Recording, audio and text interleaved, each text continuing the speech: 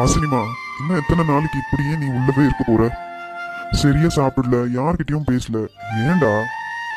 அப்பா, எனக்கு அம்மாவை நினைச்சாலே பயமா இருக்குப்பா. என்கிட்ட சரியாவே பேச மாட்டேன்றாங்க. அவ அப்படிதான்டா, அதெல்லாம் நீ கண்டுக்காத, சரியாயிடுவா. இல்லப்பா, என்கிட்ட ரொம்ப கோவமா நடந்துக்கிறாங்க. இத்தனை நாள் இருந்த அம்மா மாதிரி இல்லப்பா. என்னடா செய்யுது? நீ ஒரு பக்கம், அவ ஒரு பக்கம். என்னால என்ன பண்ண முடியும் சொல்லு? என்னப்பா இப்படி பேசுறீங்க? அப்பனா அம்மா சொன்ன மாதிரியே அந்த மாமாக்கு என்ன கட்டி கொடுக்க போறீங்களா? இல்லடா. அப்போ நான் ஆசைப்பட்ட பையனுக்கு கட்டி கொடுக்க போறீங்களா? இல்லடா, என்னால எப்படி சடனா சொல்ல முடியும்?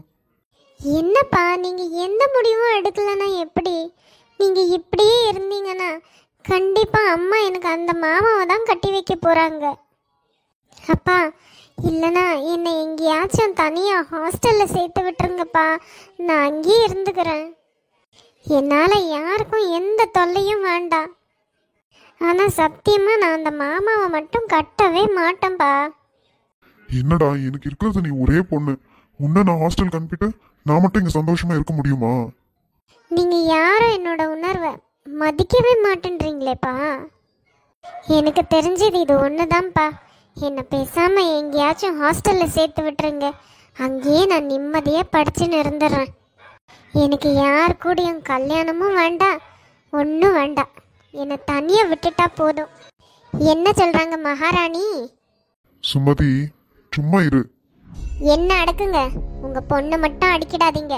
அவளுக்கு எவ்வளவு தைரியம் இருந்தா ஒரு பையனை விரும்புவேன்னு சொல்லுவா. அவ மனசுல இருக்கிறத அவ சொல்லியிருக்கா, விடு. அம்மா, உங்க யாருக்கும் எந்த தொந்தரவும் கொடுக்க மாட்டேன். நான் எங்கேயாச்சும் ஹாஸ்டலுக்கு போயிடுறேம்மா. ஓஹோ, மகாராணி ஹாஸ்டலுக்கு போய் தங்கறதுக்கு தான் இவ்வளோ கஷ்டப்பட்டு உன்னை வளர்த்து ஆளாக்கி இருக்கிறதா?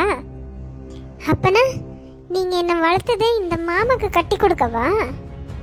ஆமாடி, என் தம்பிக்கு கட்டி கொடுக்கறதுக்காக தான். எனக்கு பசங்க இல்லை. என் பொண்ணா இருந்திருந்தா நான் கட்டி தான் கொடுத்து வந்துருக்குவேன். உன்னையும் அப்படிதான் நினைச்சு நான் வளர்த்தேன்.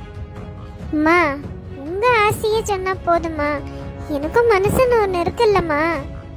என்னோட அம்மாவா இருந்திருந்தா என்னை இப்படியெல்லாம் பண்ணியிருக்குவாங்களா? நான் ஆசைப்படுறத தானே பண்ணுவாங்க. பாத்தீங்களா பாத்தீங்களா, உங்க பொண்ணு என்ன அம்மா இல்லைன்னு சொல்றா. இத்தனை வருஷம் நான் அப்படியே அவளை வளர்த்தேன். என்ன இருந்தாலும் அவங்கவுங்க புத்தியை காமிச்சிடுறாங்க. நான் இவளை எவ்வளவு ஆசையா வளர்த்திருக்குவேன், நீங்களே பாத்தீங்க தானே. சரி சுமதி, சின்ன பொண்ணு ஏதோ மனஸ்தாபத்துல அப்படி பேசிட்டா, விடு. எனக்கு தெரியுங்க, நீங்களும் உங்க பொண்ணு பக்கம் தானே. நான் வேற ஒருத்தி, அதானே. அப்படியெல்லாம் இல்ல சுமதி. பாருங்க, பேசுறதெல்லாம் பேசிட்டு எப்படி நிக்கிறான்னு பாருங்க. அப்பனா இத்தனை நாள் அவ என்ன அம்மான்னு ஏத்துக்கல, ஏதோ வாயில தான் அப்படி சொல்லியிருக்கான். நான் தான் ஒரு முட்டாள். என் சொந்த பொண்ணு மாதிரி அவளை வளர்த்தேன். சரி சுமதி, உன் பொண்ணு மாதிரி வளர்த்த தானே. உன் பொண்ணோட மனசை நீ புரிஞ்சுக்க மாட்டியா? அவளுக்கு ஏத்த வாழ்க்கையை நம்ம அமைச்சு கொடுக்கலாமே. அப்போ அவ வாழ்க்கை நாசமா போகணும்னு நான் நினைப்பேனா?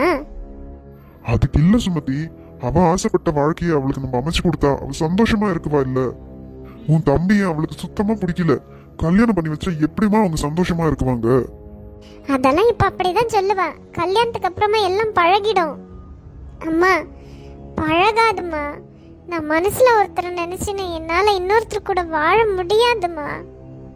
அதுக்கு நான் கல்யாணம் பண்ணாமையே இருந்துடுறேனே. நீ பாருமா ஹாசினி, இப்போதைக்கு இந்த பேச்சை விடு. நீ காலேஜுக்கு போ, நல்ல படிக்கிற வழியை பாரு. இப்போதைக்கு கல்யாணம் பத்தி எல்லாம் எந்த பேச்சும் தேவையில்லை. சுமதி, உனக்கும் அவ்வளவுதான். உங்க அம்மா கிட்ட சொல்லிவிட்டு கல்யாணத்தை பத்தி பேச்சே வேண்டாம், இவ்வளவுதான் நான் சொல்லுவேன்.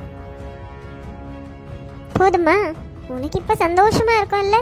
நானும் உங்க அப்பாவும் இத்தனை வருஷத்துல சண்டை போட்டதே இல்லை. உன்னோட விஷயத்துக்காக அவர் என்னை தூக்கி எறிஞ்சு பேசிட்டு போறாரு. அம்மா, சாரி அம்மா, இப்படி எல்லாம் நடக்கும்னு நான் எதிர்பார்க்கல. என்னையும் கொஞ்சம் புரிஞ்சுக்கங்கம்மா. நீங்களும் ஒரு பொண்ணு தானே. என் மனசு உங்களுக்கு புரியலையா? என்னடி புரிஞ்சுக்கணும்? என்ன புரிஞ்சுக்கணும்? நீ சொல்றதை கேட்டு அதைப்படி ஆடணுமா? முடியவே முடியாது. உன்னை இத்தனை வருஷமா நான் எதுக்கு இப்படி பொத்தி பொத்தி வளர்த்தேன் தெரியலையா உனக்கு? அந்த ஆண்டவன் எனக்கு ஒரு குழந்தைய கொடுக்காம போயிட்டான். எனக்கு மட்டும் ஒரு குழந்தை பிறந்துச்சு, உன்னை நான் வீட்லயே சேர்த்திருக்க மாட்டேன்டி. அப்பவே வச்சு துரத்திருப்பேன்.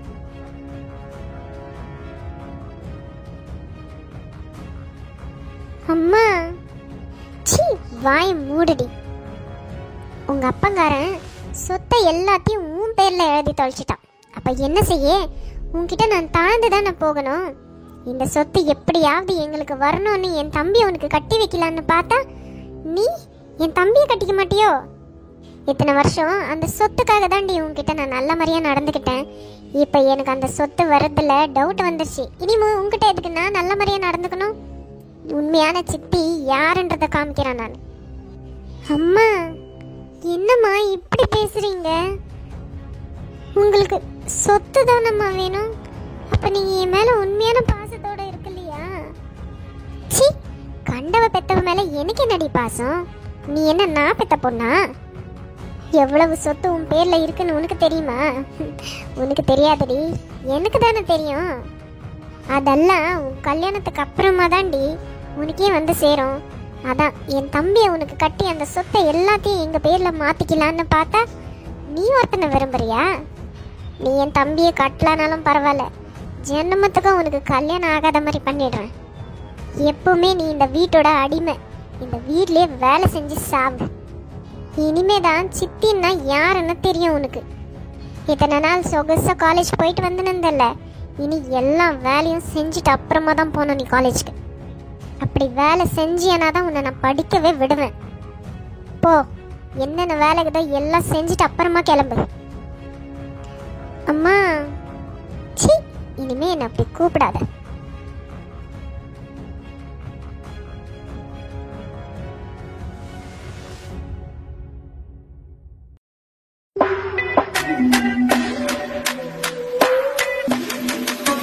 சரி சௌமியா, எது கழுவுற? என்ன அத்தை, எல்லாம் தெரிஞ்சு நீங்களே இப்படி பேசுறீங்க? நான் எவ்வளோ ஆசையா வந்தேன். சரி சௌமியா, எனக்கும் புரியுது என்ன பண்ண, எனக்கும் தெரியலையே இப்படி ஆச்சுன்னு. தெரிஞ்சிருந்தா நான் உன் மனசுல இந்த மாதிரி ஆசையே வளர்த்துருக்க மாட்டேன். என்னை மன்னிச்சிடுமா? மன்னிச்சிடுன்னா அப்பா அவ்வளோதானே? மாமா எனக்கு இல்லையா?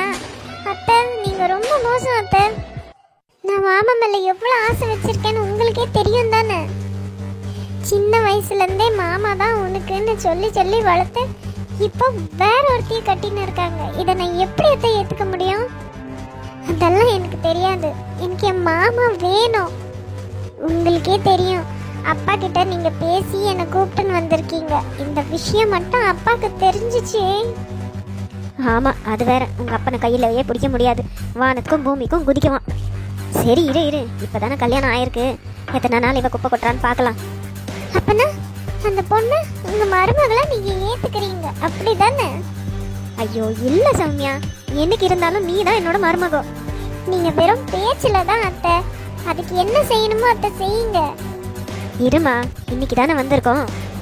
அவ என்ன ஏதுன்னு எல்லாத்தையும் விசாரிச்சு என் பையன் கூட வாழ விடாத மாதிரி பண்ணி அடிச்சு தோத்திடுறேன். நீ அழுவாத செல்லம். இங்க பாரு, நீ அழுதினா அத்தைக்கு எவ்வளவு கஷ்டமா இருக்கு. அழாத சௌமியா. சௌமியா, இப்ப எதுக்கு நீ இப்படி அழுதுன்னு இருக்க? அம்மா, இது எல்லாத்துக்கும் காரணம் நீங்க தான். சின்ன பொண்ணுகிட்ட என்னென்ன பேசணும்னு உங்களுக்கு தெரியாது.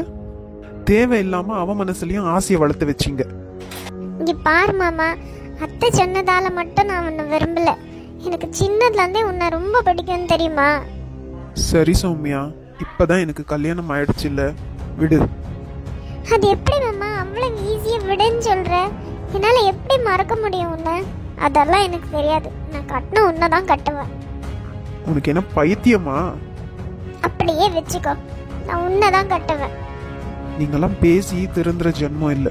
சரி, அவளுக்கு உடம்பு சரியில்லை, அவகிட்ட போய் சும்மா வம்ப வளர்க்காதீங்க. அம்மா, நீ உன் ரூம்ல இருந்துக்கோ. உனக்கு தேவையான சாப்பாடு நேரத்துக்கு வந்துடும், வாங்கி சாப்பிட்டுக்கங்க.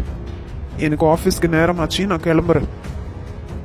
தமிழ், என்னடா நீ கல்யாணம் பண்ணிருக்க, இந்த அம்மா கிட்ட சொல்லணும்னு உனக்கு வார்த்தை தோணலையா? நாங்க இங்க வந்திருக்கோம், இப்ப கூட முகத்தை கொடுத்து பேச மாட்டேன்ற. யாரு கல்யாணம் பண்ணிருக்க, என்ன ஏது எதுவுமே சொல்லலையடா. அம்மா, அது நான் ஒரு பொண்ணை விரும்பிந்தேன் இல்ல, அந்த பொண்ணை தான் கட்டிக்கினேன். என்னடா என்னடா சொல்ற? நீ விரும்பின பொண்ணா? ஆமாம்மா, அந்த பொண்ணு தான். அவதான் உன்னை மோசம் பண்ணி விட்டுட்டு போயிட்டான்னு சொன்னியேடா. விட்டுட்டு போனவன் எப்படிடா வந்தா? அது எப்படியோ வந்தாமா, வந்தா இல்லையா, விடு. அம்மா, ஆஃபீஸுக்கு போறப்போ என்ன டென்ஷன் படுத்தாதம்மா. எதுவா இருந்தாலும் சாயங்காலம் வரேன், அப்ப பேசிக்கலாம். நான் வரேன். மாமா, என்னைக்கு இருந்தாலும் நான் உன்னதான் கட்டுவேன். பாத்தீங்களா அத்தை, என்னை கண்டுக்க கூட மாட்டேன்றாங்க. சரி விடு, பாத்துக்கலாம். சும்மா நீ இப்படி எழுதுன்னு இருக்காத, வா ஆக வேண்டியதை பார்க்கலாம்.